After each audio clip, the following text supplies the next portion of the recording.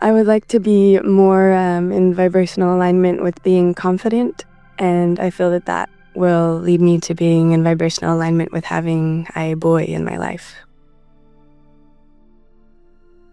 We're happy to chew on this with you because, as we say, what do you want to talk about? And hands go up all over the room.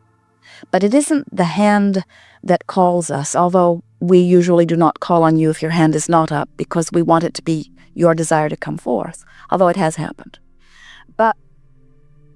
But the combination of your wanting to know coupled with your ability to allow it to happen is what makes for who comes forward. In other words, there are those who have questions that they are just so intense about asking, but they are in a traumatic place where they're not allowing good things to flow to them yet, and so they are invisible to us as we are looking around.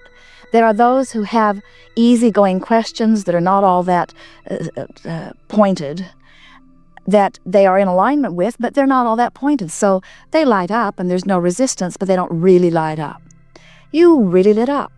And your resistance was not so severe that you put out your own flame, so to speak. In other words, the combination of your wanting to know and your readiness to receive was right there. And so we see you as confident enough. Now, you were confident when you didn't think you would be chosen.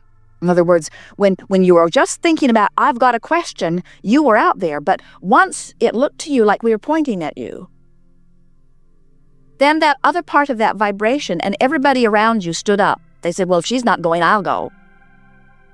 And that's what you're talking about. It's that second guessing. It's that after the initial launching of desire, the thoughts that I trample my desire to death with, you see. And so all that is required is that you just think about what you want more and talk about why you want it. That cleans up a vibration very rapidly. And when you find yourself feeling the negative emotion that you would describe as lack of confidence, then just try to go up the emotional scale. Now, we'll show you what we mean. When you talk about lack of confidence, interesting choice of words. What other words might you use that would describe that feeling? Does it feel like fear? No, I guess I just get more frustrated with myself. Sometimes I feel like I'm more shy than... But shy, lack of confidence, what is the vibrational essence of that? Is it frustration, or is it something more resistant than that? Is it disapproval? Is it unworthiness? Are any of these words resonating in any way? Give us some dialogue around it. Tell us about your shyness a little bit. Let's see. I don't know. Just sometimes I feel like we can hear it in your softness, in your soft speaking. But does she feel all that shy to you? Not really. In other words, here you are. This is pretty intense. No, I know. I normally, when something scares me, I think that I should probably do it because it probably matters to me. Like, if I'm scared of it, I know it probably is pretty important to me. Well, that's good understanding because your emotions are telling you those two components. How much do I want it? And how much am I resisting that which I want? So you're right. You wouldn't be feeling anything if you didn't care. Right. But we never encourage anybody to push forward in the face of fear or even shyness. We encourage you. Now, you're really going to like this. Those concurrent journeys that we were talking about. So when you are feeling fearful or uncomfortable or unworthy, that's too strong for you, or shy, we would encourage that you talk to yourself until that softens a little bit before you put your hand in the air.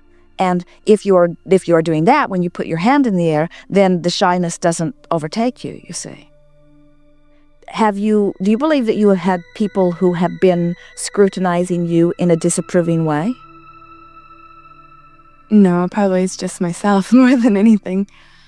So you don't find yourself wanting to make statements that proclaims your autonomy or your freedom or your ability to choose? In other words, you're not factoring anybody else in. You feel secure?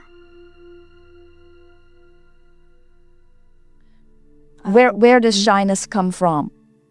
What we've noticed is that when someone feels shy, It is almost without exception because they are concerned about someone else's response to them. And, of course, if you've been listening to us at all recently or ever, you come to understand that we are not encouraging you to let other people's opinions be any basis or criteria for your behavior. Do you think you do that? Well, I really do think I'm the hardest judge on myself than other people. I don't know. So maybe it isn't shyness that we're talking about. Maybe it is, what's another word?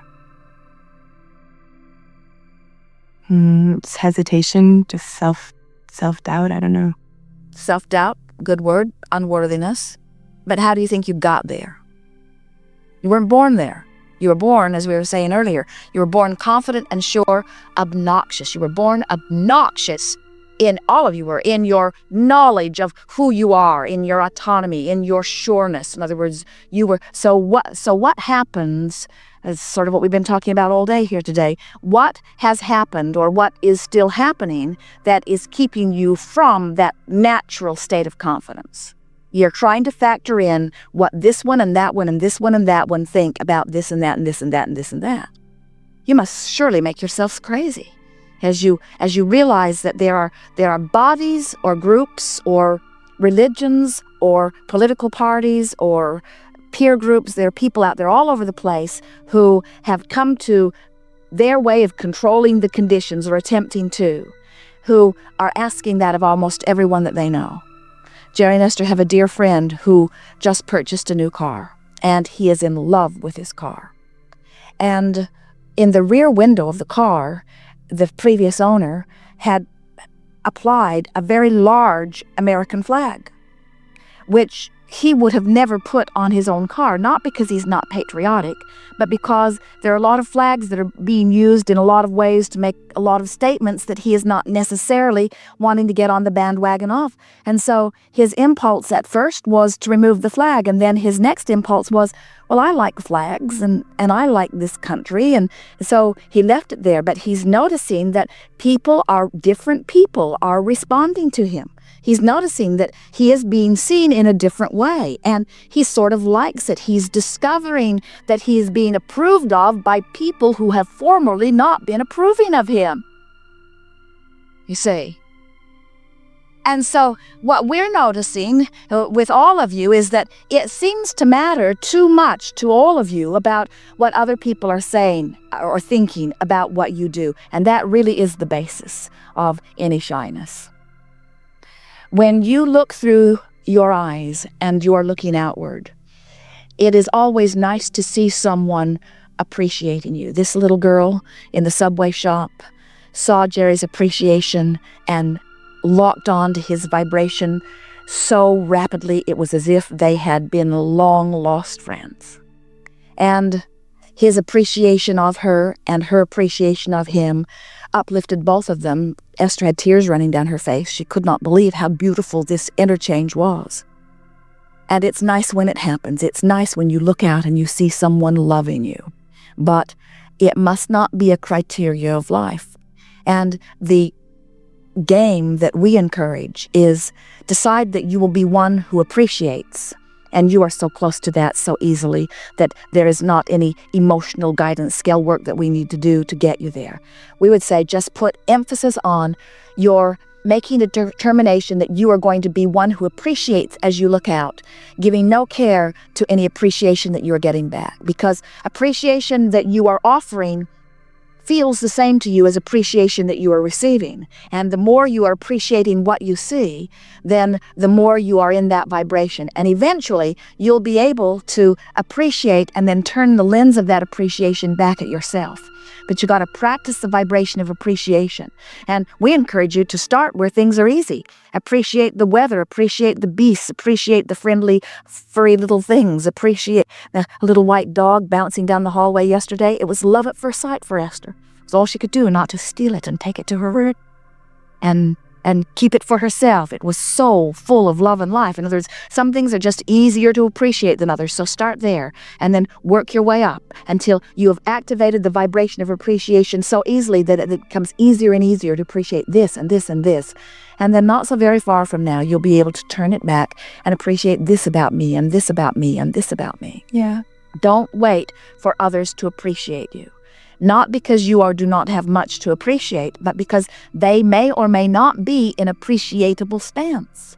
So it doesn't matter how lovely you are, someone who's not in that vibe can't appreciate you, you see. And that's where most of you come to this place of not loving yourself in the way your inner being loves you.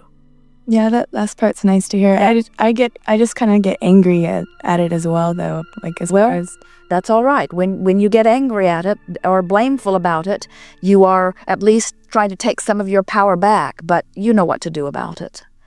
There is such a vibrational difference between appreciation and shyness. And it's interesting that there is quite a vibrational variance between shyness if you're on that fearful, blameful end of it. But shyness is one of those things that has quite a vibrational range. And we feel you light in that range. In other words, you do not feel heavy at all, does she? We think your hair is beautiful. And we think it is a statement of rebellion, as much as it is a statement of, I like something that is bright and beautiful. It's also a statement of, I can do what I want. And does it attract comments, or does it attract, in other words, we think you're asking for it. We think you're testing the world to see if it is able to appreciate you in your differentness. And we say, don't test the world, it will fail every time. Okay. I was also hoping to have some advice about how to get in alignment with using some more of my psychic abilities and being able to communicate more with the source, I guess. Well, the thing that we really want you to hear is that sometimes you're more in alignment than others. And at the times that you're in alignment and know it, just make note of it and feel appreciation of it. And even write it down. Even write down the circumstances of it. Flesh it out and maintain, because the vibration is activated at that time. So beat the drum of it and sort of milk it so that it becomes a stronger vibrational part of you. And then in the times when you're wanting to utilize it and don't feel that you are, play those times down.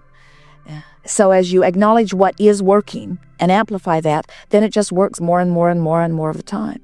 The strongest thing that we say to people about that is, the creation of that experience is not different than the creation of any experience. Desire it and then let it be. But in this case, the letting of it be is particularly important because what you're wanting to let be is your connection with that broader view. And that's that psychic stuff that you're talking about, is that broader vantage point, is that sensing what the future is about, you see. And so we want you to consider that someone called the office, it was a few years ago, the sheriff of the county that Jerry and Esther live in, looking for Esther, wanting her to work on a homicide case. He said, we have heard you're psychic and we don't have any direction to go, and we wondered if you could help us out. And Esther said, it's really not the work I do. And he said, well, why not? And Esther said, because I would have to achieve a vibration that matched that. And I would have to work hard to do that. And I don't want to put myself in that vibrational place. I work to get myself out of that vibrational place. Yeah. I do not want that vibrational place. And so what we're getting at is, very often, people who are wanting to develop psychic abilities, often the reason they want to do it is because they want to keep themselves or somebody else out of trouble. They want to see trouble coming. And what we're wanting you to remember is, what you're really wanting to do is to connect with that broader part of you. And that broader part of you is joyful. So there is nothing, and the reason that broader part of you is joyful is because there is no resistance in the vibration. That broader part of you, it lives up here in this vibration of well-being and appreciation and love and joy. So there is no process to help you to develop your psychic abilities more than the processes that cause you to release resistance. And we like to remind you that your vibration is naturally up here, like the cork bobbing on the surface of the water. You can hold it down, that's what negative emotion is. But when you let go, it will bob back up. So every process that we offer, no matter what it is always with the intent of helping you to release resistance. And in the doing so, your vibration will raise. And in the doing so, your psychic abilities will blossom, because psychic ability and connection to source are one and the same thing.